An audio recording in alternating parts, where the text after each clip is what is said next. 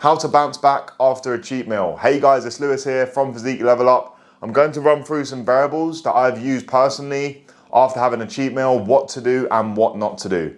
Not feeling deprived, not feeling like you've ruined all of your goals and you're going to throw in the towel and you just feel depressed. It's going to happen through periods. There's going to be some environmental factors or some events that may pop up, and you may have extra food that is going to be consumed, but it is not at the end of the world. And I'm going to run through the main steps that we should take, how to bounce back after a cheat meal. So firstly guys, number one is, if you do have a cheat meal, I highly recommend the next day walking or doing some cardio for 30 minutes fasted. The reason why is to get you back into that frame of mindset. Get you back into that mode of dieting and getting your body warm and just getting yourself moving. As if we wake up after a cheat meal the next day and you may get extra lazy and you may start ordering other food or just feeling deprived and just feeling sad.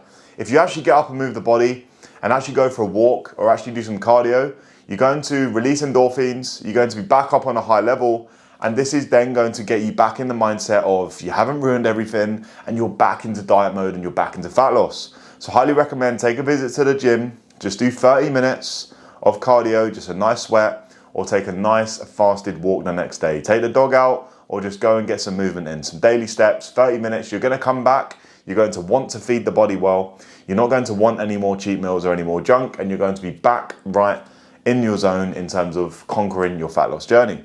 Number two, guys, is no guilt involved if you do have a cheat meal. It's going to happen through periods, environmental factors, birthday parties, Christmas events. These variables will pop up, but I don't want you to feel guilty the next day, because this is going to lead to worse habits, creating a very bad relationship with food. Okay, we will go through aspects throughout a fitness transformation and we may eat something that isn't on plan or something that we shouldn't have, but there's no need to feel guilty the next day. Revert straight back to the plan that you was on and do not go crazy cutting mass amounts of calories, and no need to feel guilty. You've got plenty of time to transform and plenty of success ahead of you. Number three, guys, is do not starve yourself the next day with very, very low calories. There's no need to skip all of your meals and completely starve yourself and just completely cut out every single food the next day just because you've had a cheat meal.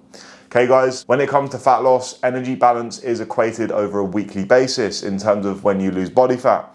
So if you actually have a cheat meal, the next day if you revert back to your plan and your normal food, your normal intake, your normal fasting schedule, whether you're doing 16-8 or whether you're doing 18-6, just revert back to this and just get back to eating your normal food.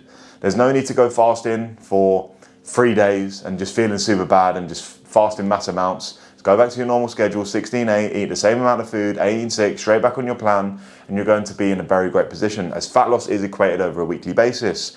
So do not starve yourself the next day, feeling deprived. Just get straight back to your plan. Learn from these mistakes as well. See where you went wrong, see why you had the cheat meal, learn some environmental factors that maybe you can accomplish next time, and just see where you can benefit from the next time. And then you'll learn from these mistakes, and it will less likely happen over again. And it will less likely from here happen again once you are learning from your mistakes through these periods. But do not get upset, guys, over one cheat meal. It's the cheat days we have to worry about. Cheat days are very, very bad.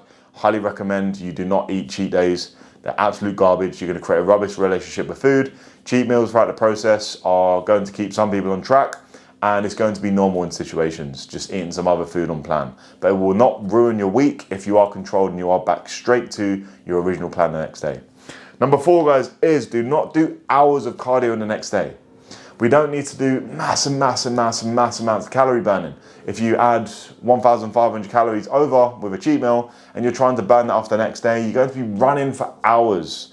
Okay, guys, and it's not going to be sustainable. And if the next day, what's going to happen most likely, you're going to be starving from doing that, and you're probably going to fall into a cycle and binge again or do something crazy. Okay, guys, so just revert back to your plan.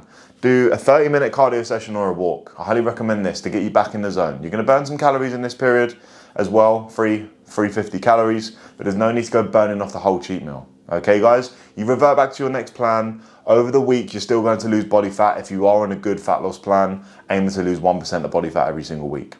Okay, guys, so do not do hours of cardio and just absolutely wreck yourself. You're going to create rubbish habits and you're going to actually probably just eat more cheat meals, and more binging will apply from this, and not great occurrences when it comes to food relationships. Okay guys, so hopefully this video helps guys on how to bounce back after a cheat meal. If it did, please smash the like button, and I'll speak to you soon.